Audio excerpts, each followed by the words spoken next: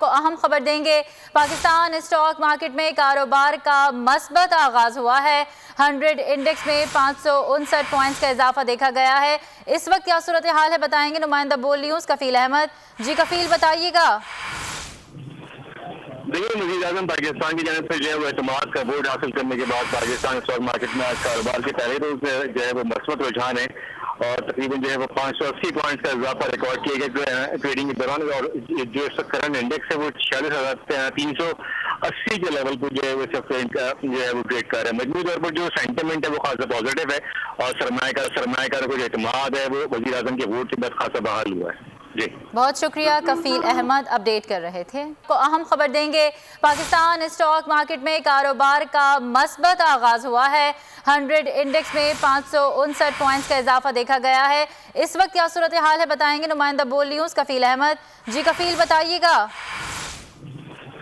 देखिए, वज़ीर-ए-आज़म पाकिस्तान की जानिब से जो है वो एतमाद का वोट हासिल करने के बाद पाकिस्तान स्टॉक मार्केट में आज कारोबार के पहले रोज जो है वो मस्बत रुझान है और तकरीबन जो है वो 580 पॉइंट्स का इजाफा रिकॉर्ड किए गए ट्रेडिंग के दौरान। और जो इसका करंट इंडेक्स है वो 46,380 के लेवल पर जो है वो जो है वो ट्रेड कर रहा है। मजमूई तौर पर जो सेंटिमेंट है वो खासा पॉजिटिव है और सरमायाकार को जो एतमाद है वो वज़ीर-ए-आज़म के वोट के बाद खासा बहाल हुआ है। जी बहुत शुक्रिया कफील अहमद, अपडेट कर रहे थे। को अहम खबर देंगे। पाकिस्तान स्टॉक मार्केट में कारोबार का मस्बत आगाज हुआ है। 100 इंडेक्स में 559 पॉइंट्स का इजाफा देखा गया है। इस वक्त क्या सूरत हाल है बताएंगे नुमाइंदा बोल न्यूज़ कफील अहमद। जी कफील बताइएगा।